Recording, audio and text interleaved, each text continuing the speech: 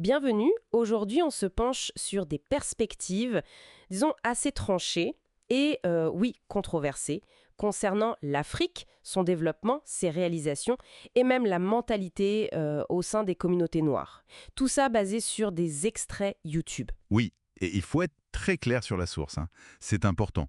On parle de la transcription des propos d'un pasteur noir américain, et ces propos sont ensuite commentés, analysés par l'animateur d'une chaîne YouTube, Moody Speaks. Notre démarche ici, c'est vraiment de présenter fidèlement ces arguments. On ne les cautionne pas, on ne juge pas. Absolument pas, on expose, c'est tout. On expose le contenu tel quel. Voilà. C'est ça. Alors, on va décortiquer un peu tout ça. On va regarder d'abord les critiques sur les réalisations historiques, puis le leadership post-colonial.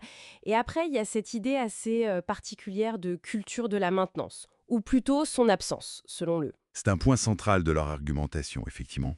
Alors, allons-y. Premier axe, les réalisations. Le pasteur, d'après ce qu'on lit, affirme assez crûment que, avant la colonisation, les peuples d'Afrique noire, il met l'Égypte à part, précisons-le, n'auraient rien construit de majeur. Pas de bateaux hauturiers, pas de grands monuments, pas d'égouts, pas de bâtiments en pierre sur plusieurs étages. C'est direct comme affirmation.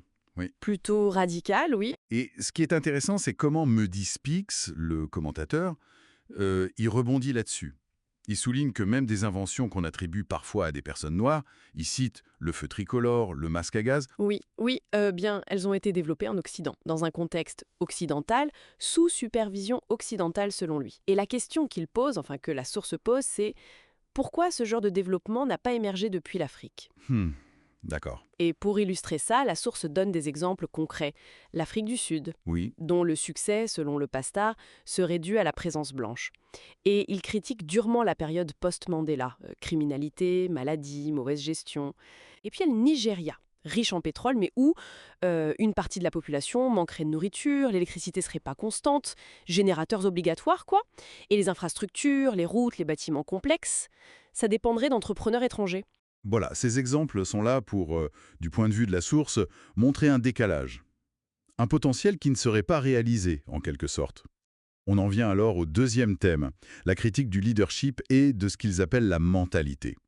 Le pasteur, il vise le leadership au Nigeria, au Zimbabwe, mais il élargit ça à une mentalité générale, qu'il juge défaillante.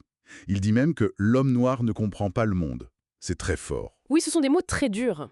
Et il y a aussi des critiques plus ciblées dans la source contre les femmes noires pour leur vote pour Obama ou contre certains pasteurs et leur jet privé. Ah oui, c'est mentionné aussi. Et Moody Speaks, lui, utilise une analogie, assez provocatrice, il faut le dire.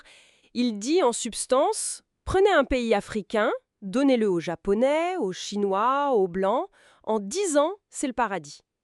Waouh. Et faites l'inverse avec, disons, la Finlande.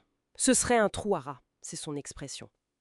Il rapporte aussi que, selon la source, que quand on demande aux Africains pourquoi ça ne va pas chez eux, la réponse serait toujours le leadership. C'est une critique récurrente, c'est vrai. Mais là, la source va plus loin. Elle suggère que le problème n'est pas que le leadership. Ce serait plus profond, lié à la culture même.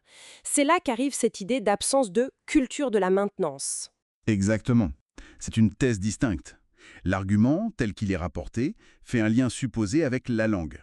La source affirme qu'il n'y aurait pas d'équivalent direct pour maintenance ou réparation dans certaines langues africaines. Ah bon ? Oui. Alors, pour illustrer ça, la source cite l'hébreu comme exemple de langue qui n'aurait pas ce mot précis, mais elle applique l'idée au contexte africain. C'est un peu un parallèle fait par la source. D'accord. Et la conséquence de ça, ce serait quoi alors, selon eux ? La conséquence présumée, ce serait une sorte d'incapacité culturelle à entretenir ce qui existe, notamment l'héritage colonial. Les chemins de fer, les hôpitaux, les postes, tout se dégraderait faute d'entretien. Voilà, faute de cette culture de l'entretien. Et la source met ça en contraste avec l'Europe. Ils prennent l'exemple de Notre-Dame, qui a traversé les siècles grâce, selon eux, à cette culture de la maintenance. Maintenance elle-même liée aux matériaux de construction qui l'exigent. C'est un argument qui essaye de lier langue, culture et capacité technique. C'est un raisonnement particulier, en effet. Assez déterministe, peut-être. Controversé, en tout cas. Bon, alors si on récapitule les points essentiels de ces extraits, on a une critique interne, très dure, venant d'un pasteur noir américain, relayée et commentée sur YouTube.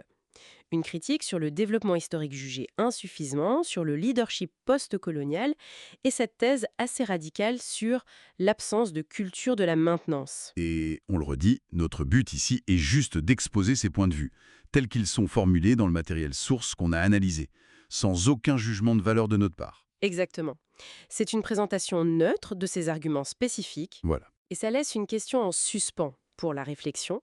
Jusqu'à quel point est-ce que des concepts culturels, qu'ils soient ancrés dans la langue ou non d'ailleurs, peuvent réellement influencer le développement matériel, l'organisation d'une société?